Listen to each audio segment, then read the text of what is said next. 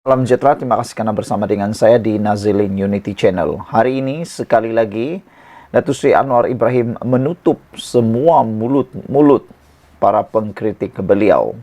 Ada pengulas politik kata Anwar Ibrahim berjaya menutup mulut puaka, mulut yang bau longkang apabila Anwar Ibrahim menemplak pengkritiknya atas respon permohonan maaf Najib.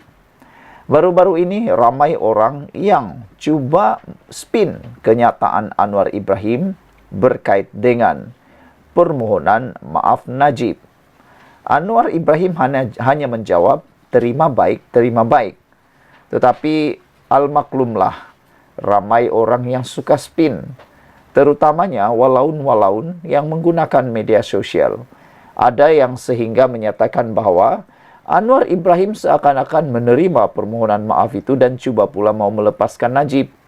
Tapi nampaknya sangkaan itu sudah jatuh seperti fitnah. Apabila kenyataannya baru-baru ini mahkamah telah menjatuhkan keputusan kepada Najib bahawa Najib perlu membela diri.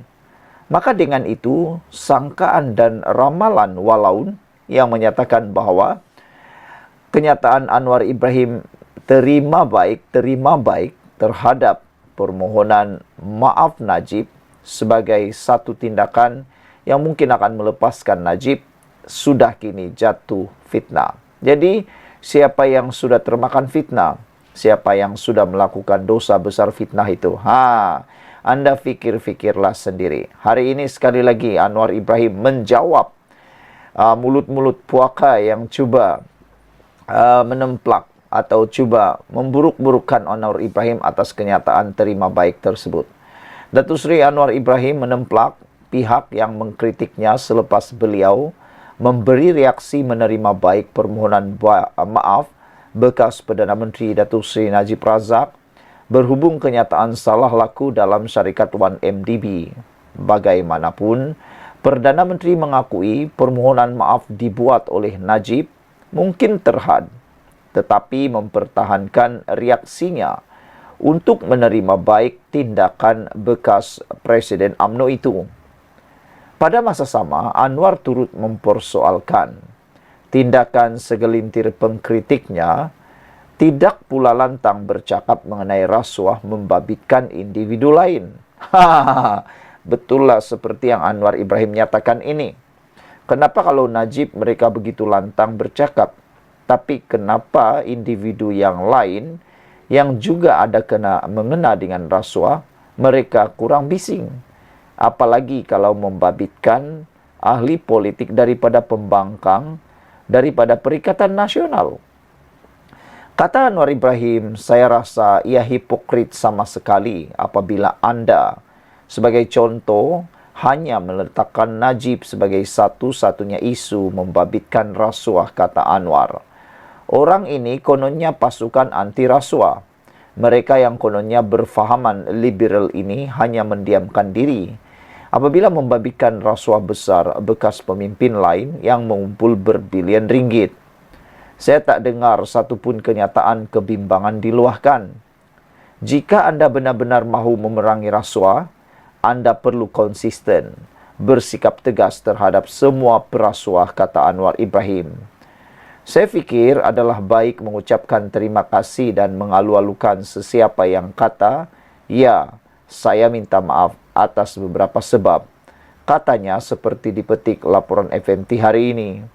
BH sebelum ini melaporkan Anwar menerima baik permohonan maaf secara terbuka Najib berhubung kejadian salah laku dalam 1MDB. Terdahulu, Najib membuat permohonan maaf secara terbuka menerusi kenyataan dibacakan anaknya, Datuk Muhammad Nizar. Najib menyatakan beliau tidak bersalah dan meletakkan kesalahan kepada ahli perniagaan dalam buruan, Jolo dan eksekutif Petro Saudi. Permohonan maaf Najib itu dibuat beberapa hari sebelum Mahkamah Tinggi Kuala Lumpur memutuskan sama ada beliau perlu membela diri dalam kes rasuah 1MDB yang bermula 5 tahun lalu.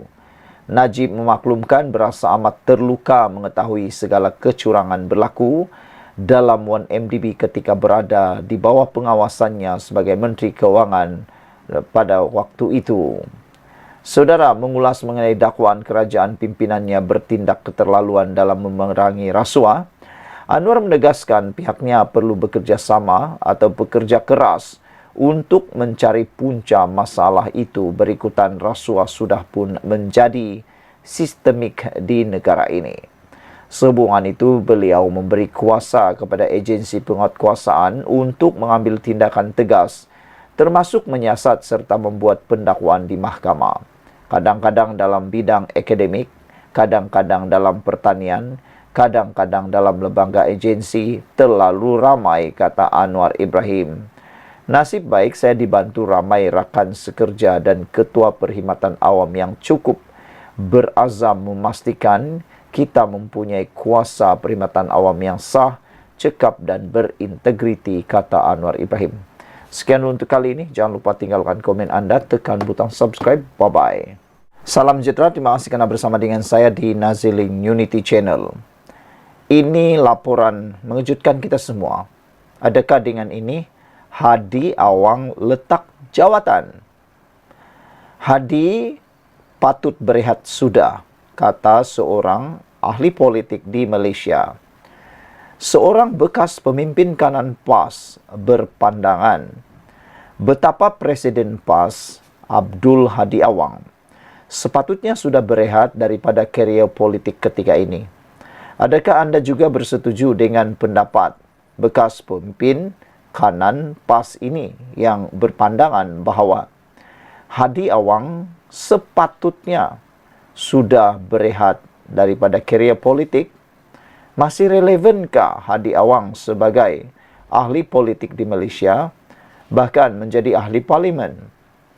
Kerana ada yang mengaitkan kesihatan Hadi Awang dan juga kegagalan-kegagalan Hadi Awang menghadiri sidang parlimen sebagai punca Hadi Awang patut letak jawatan. Mereka kata Hadi Awang patut letak jawatan kerana beliaulah antara ahli parlimen paling gagal hadir ke parlimen. Sudah berkali-kali dinyatakan melalui media bilangan kehadiran Hadi Awang ke parlimen yang mengejutkan ramai orang. Ada yang kata tak sangka Hadi Awang, Presiden Parti PAS yang berteraskan Islam, paling banyak gagal hadir ke parlimen, kata mereka. Menurut Muhammad Naqi Ahmad, namun apa yang berlaku pada waktu ini ialah pengikut PAS bahkan menyanjung ahli parlimen Marang Terbabit secara berlebihan.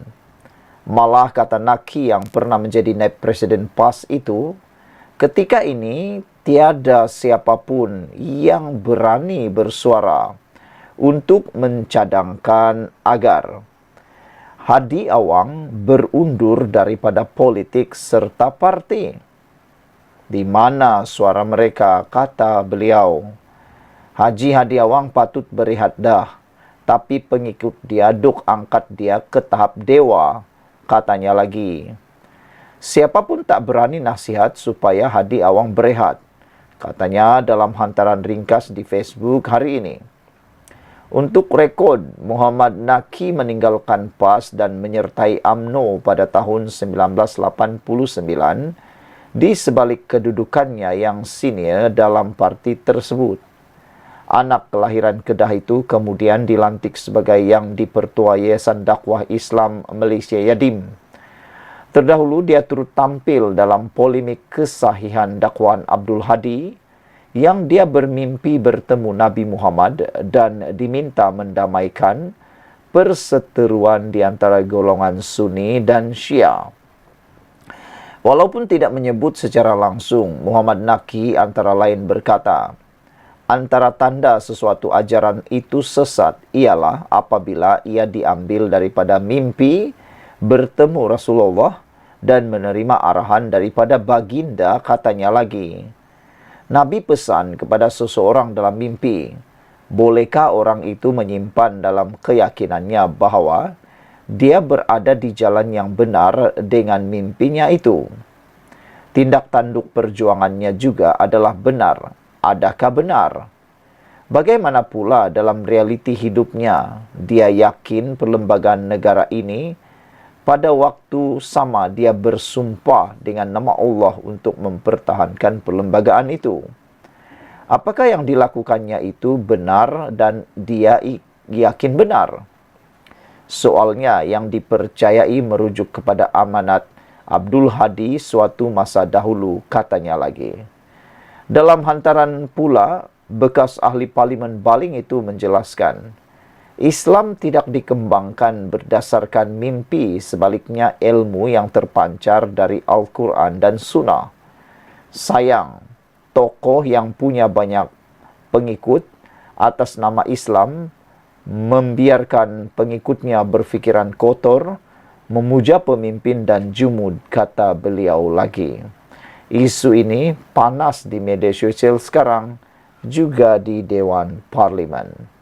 Sekian untuk kali ini. Jangan lupa tinggalkan komen Anda, sila tekan butang subscribe dan kita jumpa lagi. Bye-bye. Salam sejahtera, terima kasih karena bersama dengan saya di Nazilin Unity Channel. Ramai orang yang mengulas isu kali ini sebagai isu yang agak lucu dan melampau. Saya tak nak ulas banyak, saya hanya bacakan kepada Anda apa yang disampaikan di Dewan Parlimen hari ini dan dipetik daripada Harapan Daily. Anda tinggalkan komen Anda, pandai-pandailah kamu menilai mana yang betul, mana yang tepat dan apa yang sepatutnya berlaku. Hari ini, Hadi Awang, Presiden PAS, mendakwa Anwar mahu dilihat lebih baik berbanding Nabi Muhammad. Itu dipetik daripada Harapan Daily. Bagaimana sampai begini ulasan dan juga laporan berita ini? Tan Sri Abdul Hadi Awang, PN Marang, menyindir Perdana Menteri Datuk Seri Anwar Ibrahim dengan mendakwa bahwa Anwar mahu dilihat lebih baik ketimbang Nabi Muhammad dengan menolak gaji sebagai Perdana Menteri. Hadi bagaimanapun tidak menyebut kawasan Parlimen Anwar, iaitu Tambun, semasa menyindir beliau. Kata Hadi, Allah memperuntukkan 20% kepada Nabi Muhammad. Ada peruntukan untuk Nabi dan keluarganya. Tetapi baginda menggunakannya untuk bantu dan mendahulukan orang lain, seperti orang kawasan pedalaman yang memerlukan bantuan, serta orang musafir, kata Hadi Awang. Namun ada orang yang nak tunjuk lebih daripada Rasulullah dengan tak mahu terima gaji, kata Hadi lagi. Itu cerita lainlah, kata Hadi ketika sesi perbahasan di Dewan Rakyat hari ini. Isu ini menjadi perhatian sangat ramai di dalam media sosial dan menjadi perdebatan ramai antara pengikut Hadi PAS, Pembangkang Perikatan Nasional, dengan Kerajaan Madani pimpinan Anwar Ibrahim. Anwar sebelum ini telah sah menolak gaji sebagai Perdana Menteri dan Menteri Kewangan sejak November 2022. Beliau juga menolak allowance sebagai pengerusi Khazanah Nasional. Tapi sebelum ini, Ketua Pembangkang juga, iaitu Datuk Seri Hamzah Zainuddin, telah membangkitkan isu ini dalam perbahasan beliau. Isu ini mula ditimbulkan oleh timbalan Presiden PAS, Datuk Tuan Ibrahim Tuan Man pada bulan lalu. Sekian untuk kali ini. Anda boleh ikuti laporan berita ini di Harapan Daily. Tinggalkan komen Anda. Kita jumpa lagi. Bye-bye. Salam sejahtera. Terima kasih karena bersama dengan saya di Nazilin Unity Channel. Kali ini ulasannya luar biasa. Kita nak mengulas apa yang jadi kepada kerajaan dan apa yang jadi kepada pembangkang. Hari ini disahkan oleh Fadilah Yusof, Timbalan Perdana Menteri Malaysia, merangkap pengurus kepada MOU peruntukan kepada pembangkang. Fadilah telah menyatakan bahawa pintu sudah tutup untuk peruntukan pembangkang. Ulasan pertama ialah, Apa kesan penutupan MOU pembangkang ini? Baik, kita nak flashback. Kita nak cerita daripada belakang dulu. Ada 6 ahli parlimen daripada Parti Bersatu telah pun memberikan sokongan kepada Datuk Seri Anwar Ibrahim sebagai Perdana Menteri hanya kerana satu sebab. Bukan kerana lompat parti, bukan kerana hilang kepercayaan terhadap Muhyiddin Yassin, bukan juga hilang kepercayaan terhadap Perikatan Nasional, tapi mereka nak minta peruntukan untuk kawasan parlimen mereka kerana mereka tidak mahu pengundi ketinggalan di dalam arus pembangunan. Tindakan 6 ahli parlimen Parti Bersatu itu telah mendapat perhatian yang sangat meluas. Namun demikian, mereka tidak berjaya dilepaskan, digugurkan jawatan atau dipecat. Tidak berjaya dikosongkan kerusinya. Jadi tiadalah pemilihan oleh ahli parlimen. Berpandukan kepada kes yang sudah berlaku itu, 6 ahli parlimen dan seorang lagi ahli Dewan Undangan Negeri menyokong kepimpinan Menteri Besar Selangor. Apa yang dapat disimpulkan ialah, adakah selepas penutupan rundingan untuk peruntukan ahli parlimen ini akan menyebabkan berbondong-bondong lagi ahli parlimen daripada pembangkang akan menyokong Anwar Ibrahim, khususnya parti yang masih belum mewartakan dalam perlembagaan parti berkaitan dengan sebab musabab yang akan boleh dianggap sebagai lompat parti. Kerana yang seperti kita tahu, Parti Bersatu juga telah pun memindah perlembagaan mereka hanya selepas 6 ahli parlimen Parti Bersatu menyokong Anwar Ibrahim. Itu pun sudah terlambat. Menjadi persoalan ialah, adakah selepas ini akan ada ahli parlimen mengikut jejak 6 ahli parlimen menyokong Anwar Ibrahim ini? Dan seperti yang pernah didedahkan sebelum ini, mungkin ada 12 ahli parlimen lagi daripada pembangkang ataupun adun yang akan menyokong kerajaan Madani. Jika dipikirkan dan jika ada mengatakan bahawa mereka akan kehilangan kerusi kerana sudah ada akta lompat parti dan perlembagaan telah dipindah dalam parti tersebut, ialah begini, penjelasannya ialah mungkin saja mereka sudah tidak takut lagi untuk kehilangan kerusi kerana mereka telah dapat menghidu beberapa kepincangan dalam Parti Bersatu, khususnya dalam pemilihan Parti Bersatu baru-baru ini. Ramai yang sudah meninggalkan Parti Bersatu semasa pemilihan Parti Bersatu dan ramai juga yang telah menyatakan sokongan kepada pihak kerajaan. Ada juga yang telah bubar.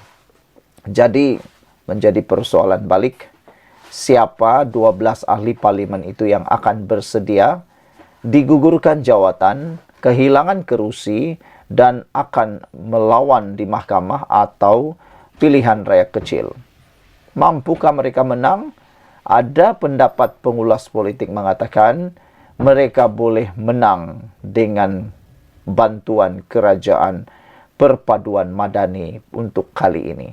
Ini telah dibuktikan dengan beberapa siri pilihan rakyat kecil yang mana telah dimenangi besar oleh pihak kerajaan. Jadi, satu kerugian besar sebenarnya kepada pembangkang. Menurut penganalisis politik dan pengulas politik, tindakan pembangkang tidak menerima MOU peruntukan itu satu kerugian besar. Mereka mengambil contoh semasa pemerintahan Ismail Sabri Yaakob, Perdana Menteri Malaysia yang ke-9.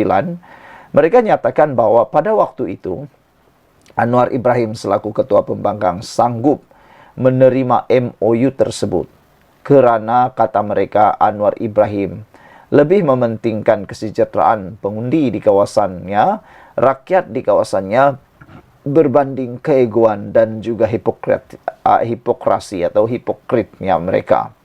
Mereka sanggup terima dan akhirnya kerajaan menjadi sangat stabil tanpa ada insiden tumbang-menumbang lagi.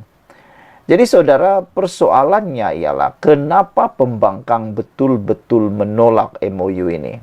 Adakah mereka sebenarnya masih ada niat untuk mahu menumbangkan kerajaan Anwar Ibrahim Perdana Menteri Malaysia, kerajaan perpaduan ini di tengah jalan?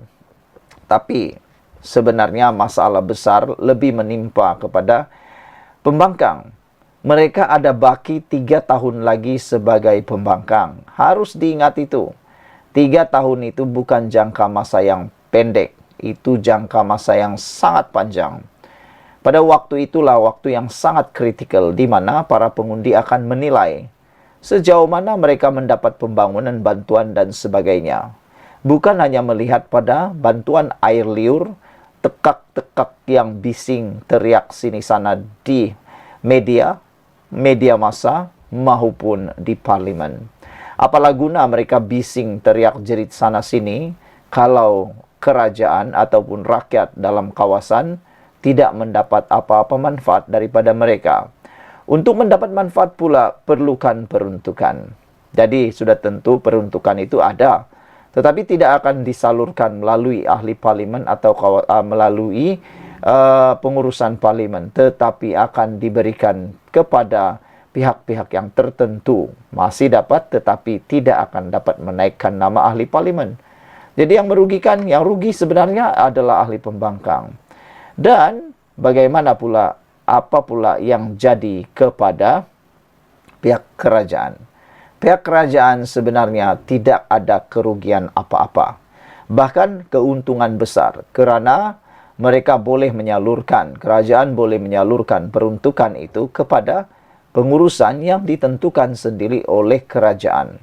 Dan ini pasti akan memberikan kredit tambahan kepada pihak kerajaan. Dan yang mendapat kerugian besar ialah pembangkang. Jadi saudara-saudara sekalian, apabila Fadilah Yusof menyatakan rundingan sudah ditutup dan beliau kata Perikatan Nasional secara simboliknya telah pun menolak pinangan dan kerajaan tidak akan merujuk pinangan itu, ini satu perkara yang amat merugikan pembangkang. Persoalan pertama tadi, berapa ramai ahli parlimen yang boleh bertahan selepas 3 tahun tanpa peruntukan parlimen? Adakah 12 orang ahli parlimen ini akan lompat dan akan menyertai kerajaan? Kita tunggulah nanti. Tinggalkan komen Anda.